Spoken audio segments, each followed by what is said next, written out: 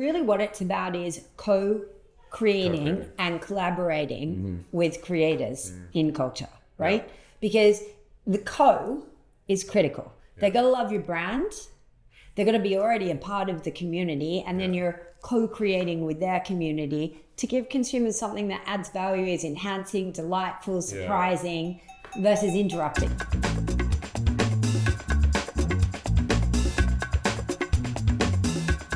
Welcome to Culture Creators with Linqia and Female Quotient. We are talking with marketers, creators about what is shaping culture. We are live in Cannes from the Female Quotient Equality Lounge, and I am here with none other than Sophie Kelly. Welcome, Sophie. Thanks for joining us. Thank you for having me. Yeah, so you are SVP Global Tequila and Mezcal categories in Diageo. That's it. And prior to that, I used to work in all the whiskeys. Ooh, all right. So, yeah, got it covered. Favorites? Do I go drink or do you want to keep me in category? Favorite drink period, or do you want to do favorite? Oh, I can give it to you. Right. So mine is Don Julio Reposado or 1942 Añejo or Casamigos Reposado, and it's just over ice with a slice of orange. Love it. I'm going to give you a weird one for me. Okay. 21 seeds, cucumber jalapeno. Love it. Love it. So love it. good. And what do you mix it with? Nothing. Okay. I think it is so good. Yeah. Just with ice. Yeah. I love 21 seeds as a spritz, like a summer spritz. Oh, so wait, what do you put in it then? Just soda. Just soda. Yeah. I love that. Underrated. Not a lot of people know about it. When I bring it places. Delicious. Amazing. All right. So what is your focus? Can you give us a little high level of your core areas of focus? For your role, yes. In my role. Yeah. So I basically run our tequila and mezcal business globally. So what does that involve? Making sure we build the most beloved brands in the category. Two of our big global trademarks are Don Julio and Casamigos. And then we have a load of other tequila brands that we are developing, whether it be Astral, 21 Seeds, a new add to the portfolio recently, Lobos. And then we're doing a load of innovation, which, some of it came out. The Casamigos ready to drink margaritas in a can. They're adorable, 20 ml. So thinking about how we extend the brands into different occasions, different formats that meet the needs of the consumer moments that we're seeing out there, like the 50 ml little baby minis we launched in the Oscars, ensuring that we've got the right kind of supply, operations, needs for the future growth of the category, and really working cross-functionally to make sure we have the best growth drivers and are activating in the right way to bring more people into tequila. Because fun fact about tequila is it's mostly developed in the US and Mexico, but it's still underdeveloped versus vodka, whiskey, etc. And when you go outside there, you will see that it's even more underdeveloped. People will associate it with that. They talk about tequila face, right? Which is like this, which is the shot you had in college. And that's not what it is at all anymore. It's like 100% blue agave. There are blancos. There are aged expressions. We're bringing in vodka drinkers. We're bringing in whiskey drinkers into the category. So a big part of our role outside of there is education and helping people understand how to come into tequila and how to enjoy it and when to enjoy it and how to call it, Yep. So pretty big remit. Yes, very big remit. But great job. I mean, fun fact, last week I was with my team doing all of the French Riviera, going to the bars, restaurants, clubs, meeting the customers, talking to the bartenders. So a lot of my job when I'm out globally is being externally focused and thinking about how we build the category. It's tough work. It's tough grind work. Touring the French Riviera, I'll going to bars. It is. It's a long day. I know. A big conversation so far has been broad culture, and you are a very large company that needs to hit mass scale often quickly. But as a culture, we're now all in our microcosms, and because of algorithms, we're in our own corners of the internet. So how do you then think about the reach you need to attain, knowing everyone's in their own universes now? Yeah. So broad culture. Okay. So Look, if our brands are not playing in culture, they won't survive. Yeah, we are fortunate enough to play. At the moment, people are trying to have the best times of their lives, right? And when they're marking moments or when they're specially gifting to people when they're being hosted, think weddings, birthdays, you name it. So when people call our brands, they're identifying with something in them. They need to be hugely relevant. What we do is as I said, we're very externally focused. We do a lot of listening and we see what's happening in the communities that are engaging with our brands and what's happening outside of that. And then we think about grabbing hold of behaviors and rituals that are happening and then scaling them. So one really fun example I like to talk about on that was, I don't know if you know the influencer Holly TV. Yeah. So we observed that there was this thing going on with Popeye's chicken sandwiches and Don Julio Reposado. Oh, interesting. Now, they're two brands that you normally wouldn't put them together, For sure. right? Different price points, different, positioning, different images. One's born in the club and, anyway, consumers loved it. We were heading towards the Super Bowl in New Orleans, home of Popeyes, and we thought, I think we should celebrate this partnership. So the team came to me and said, what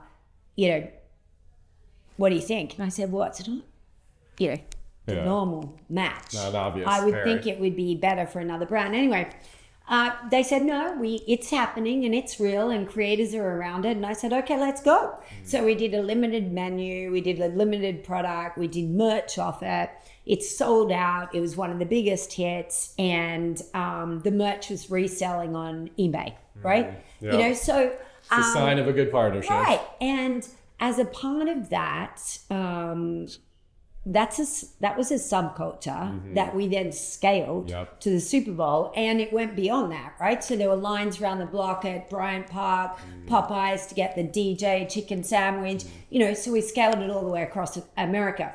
The other one that I think is fabulous that is still developing for us is Dia de Muertos, which is a massive national holiday celebration in Mexico. And it really is all about honoring people who have passed in your life, okay? But, the insight here is make it a celebration, make it a day. And it becomes very festive. There's parades, there's the ofrenda, there's a full celebration. Very festive, very bright. And we looked at that and we said, well, that's kind of a pretty cool insight. Have a day that celebrates people who have passed in your life and make it think, I wonder if we can take that globally.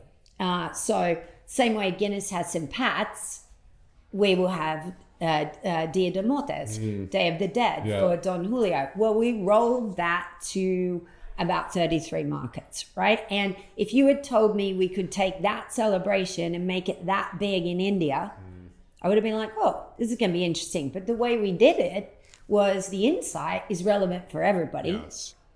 And when we spoke to the markets about it, this is amazing. And then we bought authentic creators to that to help them get the experience right. And then they bought local market ways of amplifying it. Yeah. The result of that, and I use the Mexico to India example because I think it's fascinating, is we opened up a new occasion for consumers, a new celebration in the on-premise, a new opportunity for customers in the off-premise, and then we created this massive festival.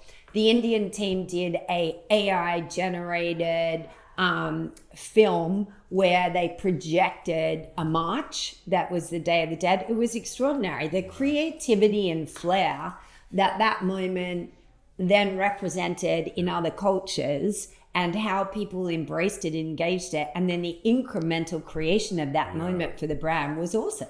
So again, this is digging into culture, finding something and saying, how do I scale it? How do I make it global? I mean, the other recent one was Peggy Gou. I don't know whether you know her, but she's the #1 DJ globally. She's also a fashion icon. And we wanted to create a limited edition 1942 bottle. We found her in Southeast Asia. She was working with a brand in Singapore. And then we started following her and supporting her sets and sending her product and being a part of her community. And so when we said to her, would you want to do a limited edition bottle with us? She goes, yeah, I would love to. And then we created an entire experience. She created a load of artifacts that consumers and content creators could engage with, hats, keychains, scarves. We had a pop-up in a souvenir shop in New York. We went Miami, New York, London, Milan, Seoul, and Hong Kong. And every market had their own spin on the experience. And then we had her running around creating content, visiting and signing bottles in duty free. The best ROI off that was that consumers had consumed over 195 days of content on this campaign as it traveled. So people go, how do you get ROI on kind of creator or influencer marketing? I'm like, that's pretty significant over an 8-week period. Shows engagement, shows participation. And I can give you all the details of that later, but they're just a couple of examples of how something starts in a subculture and then broadens out. The last 3 minutes, in my opinion, is a masterclass in how to do this. The two biggest themes being find the insight, find the microculture, because a lot of these big brands have the ability to make them macro themes. A lot of brands ideate alone in a room with creative minds, but the customers are telling you exactly what they actually want if you're listening. And then 2 is the product collabs. I love. I think going deeper than just posts and content with creators and doing product collabs and experiential activations, like, well done. Well, right. And really what it's about is co-creating and collaborating with creators in culture, right? Because the co is critical. They got to love your brand. They're going to be already a part of the community, and then you're co-creating with their community to give consumers something that adds value, is enhancing, delightful, surprising, versus interrupting. What do you as a leader of the business need to see in the creator influencer investment to justify the investment and to invest more in that channel? Because we talk to a lot of marketers and they say, I inherently know, and I think the budget for influencer creator and all that should be significantly higher than it is. But sometimes it's harder to measure, or sometimes it's like in different things. So like, what do you like to see to show results of channels? I think creators are an accelerator for your message, right? So it's like when you're sailing and you put up a flare, everybody can see it, If they're right and they share DNA with the brand and they're a fan of the brand, then that's what I like to see. But I'm going to take a step back and sort of try and answer it, slightly more theoretical. So number 1, are they engaged with your brands? Do they like your brands? Number 2, is their community or what they stand for a relevant intersection with your brand? So I'll give you an example. 1942, the OG of nightlife, born in the club, blah, blah, blah, blah, right? Peggy Gou is the number 1 DJ in the world, right? So she operates in an occasion which is a key consumer point for our brand, and a point where consumers are already using and playing with the brand in the ritual of celebration in that moment. So that makes sense. And then the other thing I like to see is that it's not a transactional relationship, but it can be a relationship that builds over time, and that they are as invested in the co-creation of the entire program as we are, right? Do you want to design the bottle? What kind of experience do we want to have? Do you want to bring your fashion, because she's a fashion icon, creations to this experience so people can take something away? And then what you're doing is you're co-creating with that person in a very authentic way that is going to add value to their community, and yours. So I think that's the best word, co-create. Don't lob a brief over and they do something, co-create with them. I love that. How many times do we see brands just get a celebrity and there's not, like, why? Yeah, why? Like, why? right? Totally. So I love it can still work as the flair, but the reality is if they're in your moment and where your brand operates, it's going to be 10 times more powerful. Part of the ecosystem. Love it. All right, we're going to do a rapid fire. You ready for rapid fire? I'm ready for, I think so. Number one, what does your personal For You feed look like? If I took your phone and went on socials right now, what are themes of content I will say? Oh, wow. Well, you know, being in corporate America, I have to be careful. No, you know what? It is it's about capturing moments for me. It's about friends. It's about events. It's about fashion. It's about boats. I'm a massive boater, so you'll see a lot of jumping off boats or swimming off boats. Or do you sail or do you? I do sail, but I also have a motorboat, so that's my jam. Get out on the water at any possible moment. I also have a dachshund called Matilda. She's a silver dapple. She is 16 this year, and so you'll see a lot of dachshund stuff. You will see a lot of drink stuff. You will see a lot of food stuff, and family. Yeah, love it. If you were a creator, what would your content be about? I would love to be a creator. Yeah, and actually, sometimes I think I am, but I think probably provocative realism. Ooh. Yeah. I've never heard that in this question. That's a great answer. Well, I just think that what I would like to do is encourage people to just be who they are and to just be really real about their environment and what's going on. I love that. Oh, it's the Aussie in you, I think. The Aussie in you. All right, last one. What advice would you give to someone starting their career in marketing right now? Yeah, you know, be curious. And I feel like I've been saying this for a long time, but it's become kind of a bit of a pop word. So be externally focused. There will be no lack of processes. Yeah. Or people giving you a point of view on something. Trust your guts and then collect data to prove why you believe it will support the growth. Okay? A lot of times people come in and they're so passionate about something, but they don't stop to think, how do I match my passion with a story around growth for the brand?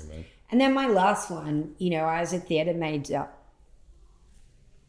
Always be thinking about how to be a brilliant storyteller. Yeah, for sure. And think about, even when you're doing experiences like sampling or pop-ups, what is the story that you want to tell out of that experience? Because if you think about something through the lens of what story will I tell you, it's probably going to be entertaining, interesting, useful, delightful, surprising, and engaging.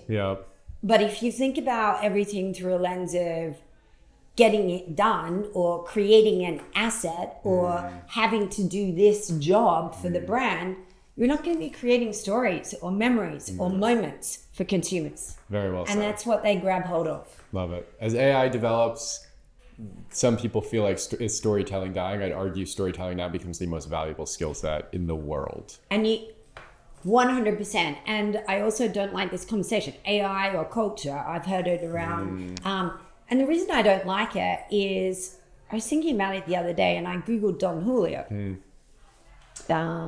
Used Gemini. And what came up was all of the details on all of our cultural programs.